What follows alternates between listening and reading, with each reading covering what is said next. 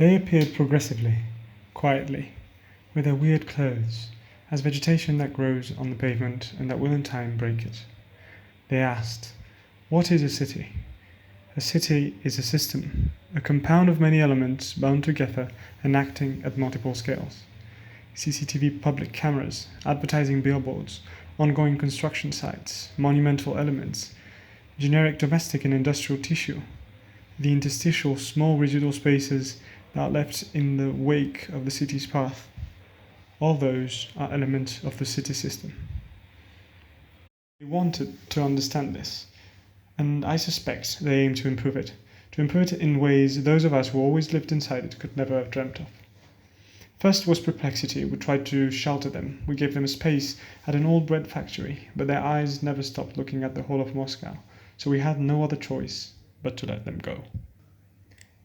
They seemed to be driven by their own code, their own strategy, and I progressively understood that it was all centered around one thing: visibility.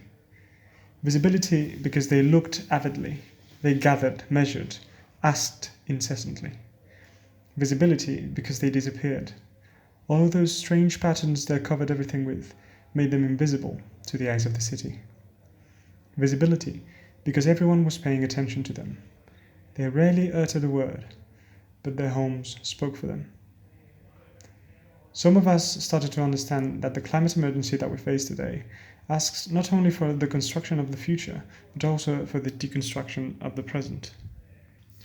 So I too became curious, and I saw that the rules that they seemed to follow were created by all their knowledge on the city system, which they had condensed into a single topography that ordered their every move. They inhabited and worked at the cracks of the city. They had inserted their space with complex steel structures which existed on top of ours, and it seemed quite literally bridged the gaps. These places were some days extremely hard to find, and some others they attracted all the attention, telling us things we were too eager to forget. During the day, they walked with their deployable structures and gathered as much data as they possibly could.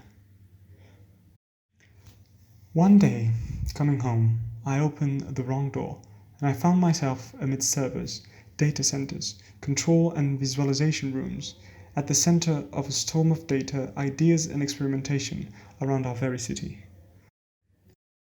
I could see in that space the potential for change. I also realized I had never seen them entering those places. That coincidental door turned out to be anything but a coincidence, as they were entering their spaces through ours. They were living in a city within a city, asking questions from the outside to change the inside.